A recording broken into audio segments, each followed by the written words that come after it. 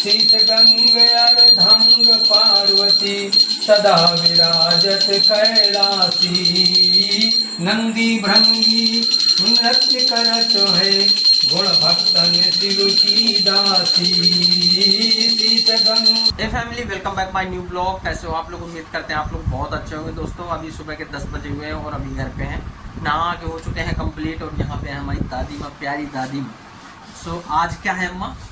आप सातवां संतान।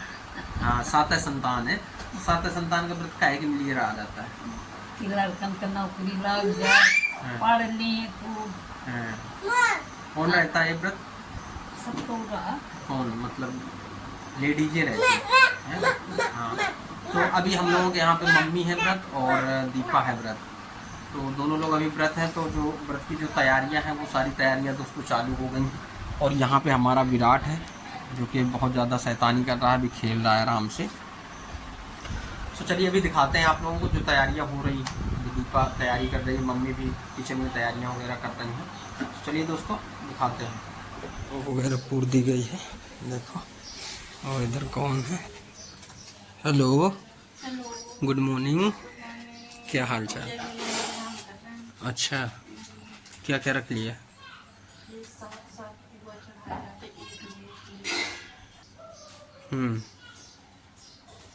एक लोगों के साथ पुआ चढ़ाया जाता है। ठीक है, पूरे श्रृंगार की चीजें ठीक है। श्रृंगार में तुमने क्या ले लिया? अभी यहाँ पुआ ले लिए और ये सारी चूड़ी वगैरह सब कुछ ले लिया है, बिंदी, चांदी की चीजें चढ़ाई जाती है। अच्छा, इधर केला वगैरह। चलो, पीस काहे का पीस? खाने के लिए अच्छा ब्लाउज का पीस है। अच्छा अच्छा अच्छा, चलो ठीक। यहाँ पे मम्मी किचन बना रही हैं पूड़ी पूजा के लिए। मम्मी सीताराम सीताराम क्या बना रही? पूरा पुआ बना रही है। पूजा में लगते हैं क्या? हाँ, पूजा में लगते हैं, साथ साथ डिजाइन हाँ। के साथ। तो अच्छा, उतारोगी पुआ आज? नहीं, हाँ। वही में चढ़ते हैं। अच्छा, बस एक लोगों के साथ के हिसाब से, एक लोगों के साथ पुए जितने लोग हों उतने खाए साथ। भी जाते हैं साथ। चलो, रात तो तुम व्रत होगा आपका? दीपा का भी है? और चलो, पूरे खाए जाएंगे। अरे वाह, रोटी वोटी कुछ ना बनाऊंगी? चलो, नमक वो लोग व्रत रहते हैं जिनके बच्चे होते हैं। अच्छा, जिन लोगों के बच्चे होते हैं।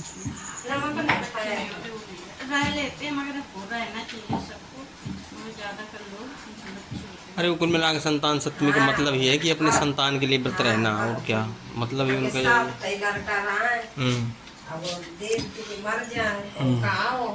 सो यहाँ पे दीपा भी बिछा रही है, चौक वगैरह पुर गई है, अभी पूजा की तैयारियाँ कर रही है मैडम। अभी पहले आर्किटेक्ट में काम करती रही हो क्या? पहले आर्किटेक्ट में काम करती रही हो क्या? लग रहा है हमको। ए, क्या ले आए हो तुम? क्या? हाँ, आ गया है स्कूल से। नहा के नहीं जाते स्कूल हैं? अब नहाने जा रहा है स्कूल से आके। तौलिया ले लो अपनी। यहाँ पे हो गई है पूजा की, देखो सारी तैयारियां हो गई हैं। और यहाँ पे लग रहा है अभी रंग रंग लग रहा है भाई, रंग रंग रंग रंग है। रंग क्यों लगाया जाता दीपा? तुम्हें कुछ आता है कि नहीं आता है? नहीं, सब सुहाग है, इस सुहाग की चीजें हैं। बिंदी क्यों लगाए जाते हैं?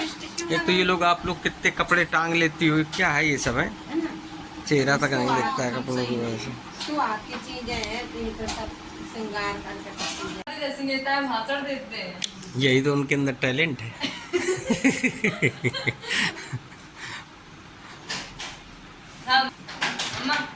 क्या अम्मा क्या कर रही है? हेलो।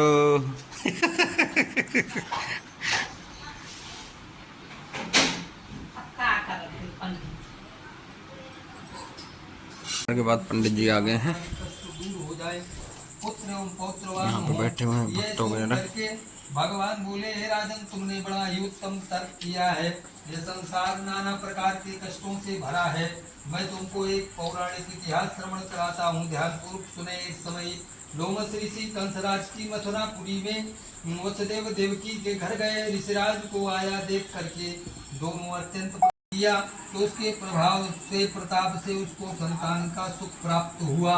ये सुन करके देवकी ने हाथ जोड़ करके मुनिवर से कहा, हे ऋषिराज, कृपा करके उस रानी चंद्रमुखी का संपूर्ण वृत्तांत तथा इस व्रत का विधान विस्तार सहित मुझे भी बताइए, जिससे मैं भी इस कष्ट से मुक्त हो सकूं। देवलोक ऋषि ने कहा, है देवकी, अयोध्या के राजा नहुष थे, उनकी पत्नी चंद्रमुखी अत्यंत सुंदरी थी। उसी नगर में विष्णुगुप्त नाम का एक ब्राह्मण भी रहता था। उसकी स्त्री का नाम भद्रमुखी था। वो भी अत्यंत रूपवान सुंदर थी। रानी और इस ब्राह्मणी में अत्यंत अनुराग था। एक दिन दोनों सरयू नदी में स्नान करने हेतु वहां पर गईं और उन्होंने देखा अन्य बहुत सारी स्त्रियां सरयू तट पर स्नान करके निर्मल वस्त्र पहन करके एक मंडप में श्री भगवान शंकर एवं भगवती पार्वती की मूर्ति स्थापित करके जो है उनकी पूजा कर रही है। और रानी ब्राह्मणी ये देखकर उस मंडप में गई और उन स्त्रियों से पूछा, हे बहनों, आज तुम महादेव पार्वती का किस कारण से पूजन एवं व्रत कर रही हो?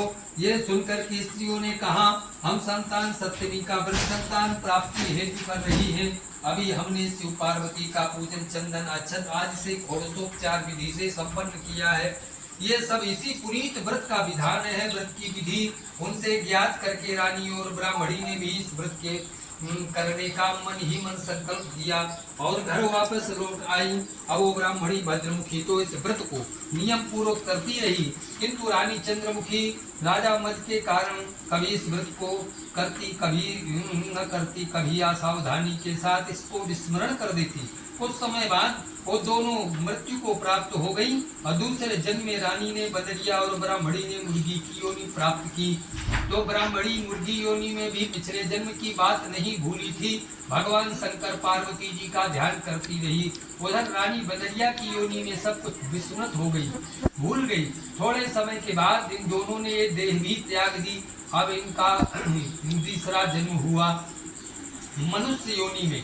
और उस ब्राह्मणी ने तो एक ब्राह्मण के यहाँ कन्या के रूप में जन्म लिया तथा रानी को एक राजा के यहाँ राजकन्या के रूप में जन्म मिला। तो उस ब्राह्मण कन्या का नाम भूषणा देवी रखा गया तथा विवाह योग्य होने पर उसका विवाह गोकुल निवासी अग्निमील ब्राह्मण के साथ में संपन्न कर दिया गया। भूषणा देवी इतनी सुंदरी थी कि वो आभूषण रहित होते हुए भी अत्यंत सुंदर लगती थी। इतनी सुंदर कि कामदेव की पत्नी रति भी उसके सन्मुख लज्जायमान होती थी। भूषणा देवी के अत्यंत सुंदर सर्वण गुण संपन्न चंद्रमा के समान धर्मवीर कर्मशिष्ट सुशील स्वभाव वाले 8 पुत्र उत्पन्न हुए। वो सब शिव जी के व्रत का ही पुनीत फल था। दूसरी ओर शिव विमुख रानी के गर्भ से कोई पुत्र नहीं हुआ और उन्हें संतान होने से दुखी रहा करती थी। ये देख करके तो रानी अत्यंत आश्चर्यचकित हो गई और इस रहस्य का पता लगाने का विचार किया। भगवान की पूजा सेवा से निवृत्त होकर के एक दिन जब भूषणा देवी आई तो रानी ने उससे कहा, मैंने तेरे पुत्रों को मारने के निमित्त विष मिला करके लड्डू खिला दिए, किंतु इनमें से एक भी नहीं मरा। तूने ऐसा कौन सा दान पुण्य व्रत किया है जिसके कारण तेरे पुत्र मृत्यु को नहीं प्राप्त हुए? तू नित्य सुख भोग कर रही है, तू बड़ी सौभाग्यवती। ये सबका भेद तू निष्कपट होकर के मेरे से प्रकट कर। सो फाइनली पूजा समाप्त हो गई है। गंग पार्वती सदा विराजत कैलासी, नंदी भृंगी नृत्य करत हैं, गुण भक्तन शिव की दासी। शीतल मंद सुगंध पवन बहे, ता बैठे हैं शिव अविनाशी। शीत गंग अर्धांग पार्वती सदा विराजत कैलासी। करत गान गंधर्व सप्त स्वर, राग रागिनी मधुरासी। यक्ष भैरव जहाँ बोलत डोलत है बन के सारे वासी। कोयल शब्द सुनावत सुंदर, भंवर करत है बंजासी। शीत गंग अर्धंग पार्वती सदा विराजत कैलासी। कल्पद्रुम रूपारी जातु तरु, लाग रहे हैं लक्षासी। कामधेनु प्रसादिष्टात् वरुणाय नमः स्वाहा। ओम कृष्णाय वासुदेवाय हरे परमात्मने क्लेशनाशाय गोविंदाय नमो नमः स्वाहा।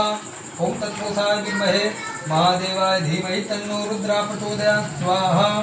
ओम तत्पुरुषाय विद्महे महादेवाय धीमहि तन्नो रुद्र प्रचोदयात् स्वाहा। ओम पूर्णमदा पूर्णमिदं पूर्णात् पूर्णमुदच्यते पूर्णस्य पूर्णमादाय पूर्णमेवावशिष्यते। बोलिए गणेश भगवान की जय।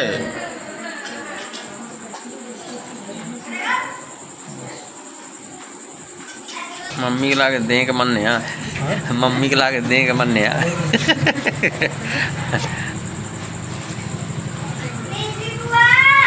तुम हो तो ले आ सकते अम्मी है देख दाई फिर सुन रही